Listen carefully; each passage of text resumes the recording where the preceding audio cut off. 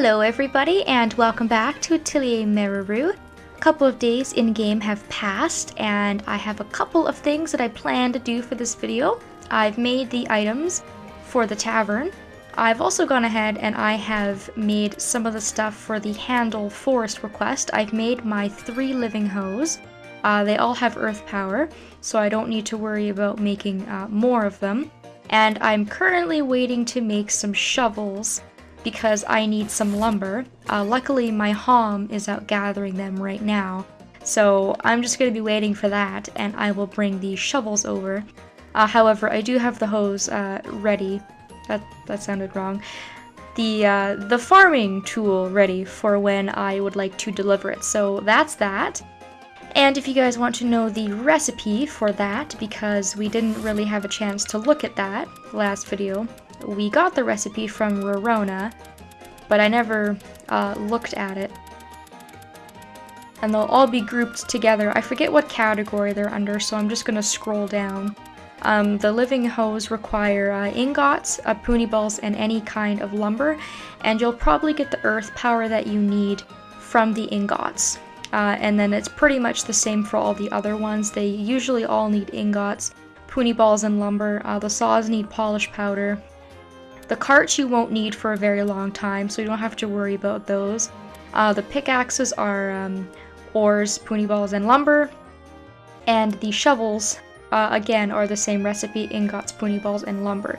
So make sure that you have a bunch of those stocked up for when this request comes, because they're pretty easy to make, but they all require the same ingredients, so it's pretty easy to run out. So I'm gonna go ahead and go to the tavern first, and I'm going to deliver these things to Philly.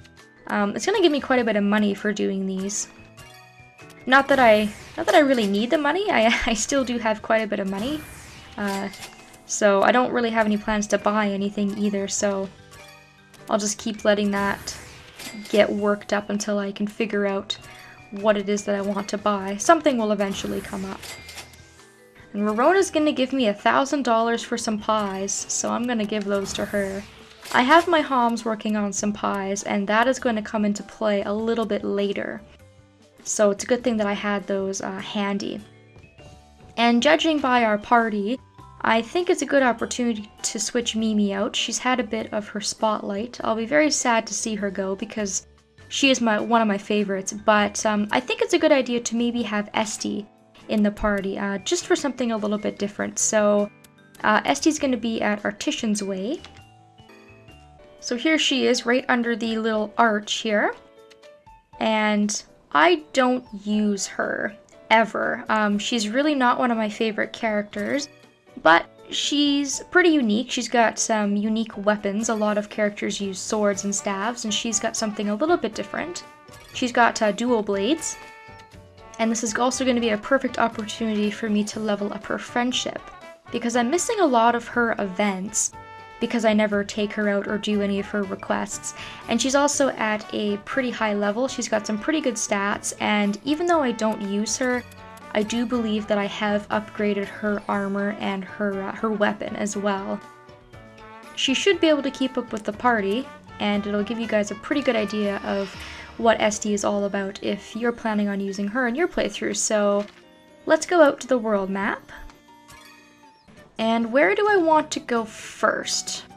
For those of you wondering, the dragon is in this area, the ancient dragon. The game recommends level 35. I could probably take it, but that's not really my first priority right now. I'm not too worried about it. I can deliver the tools if I want to, but I think I'd rather wait until I have the shovel, just to kind of save me a trip.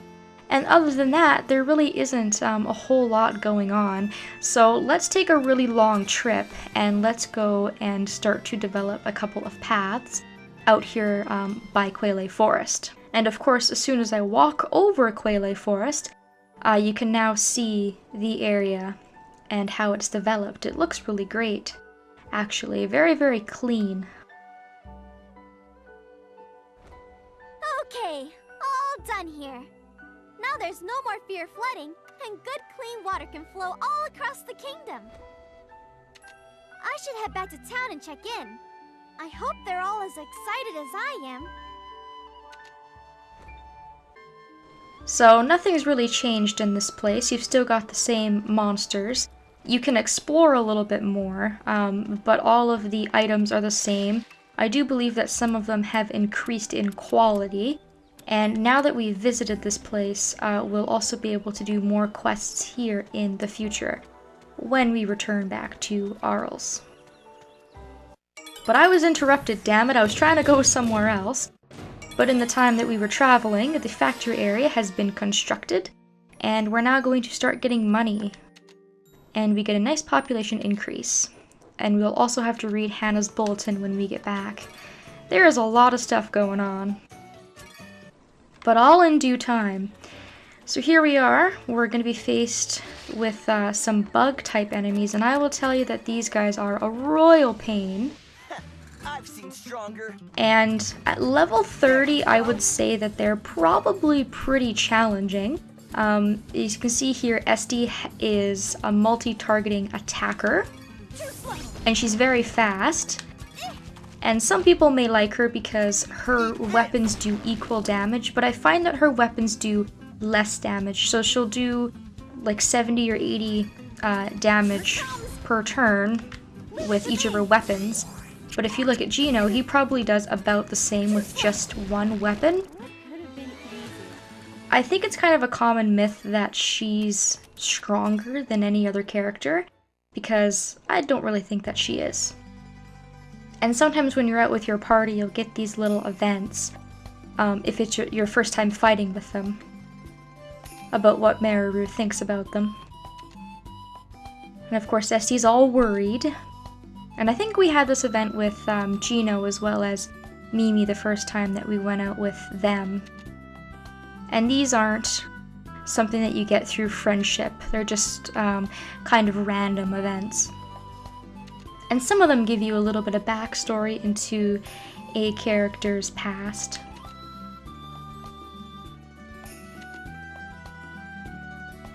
And she's talking about when she was in Arland. Esty was first in Atelier Rorona, actually.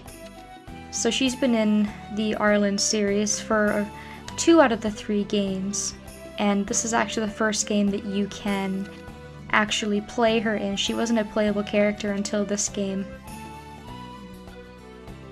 So this is all just kind of backstory stuff. If I ever do decide to play Atelier Rorona, then this will definitely make a little bit more sense.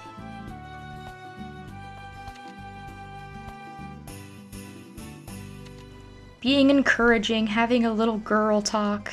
Poor Gino probably feels really, really left out.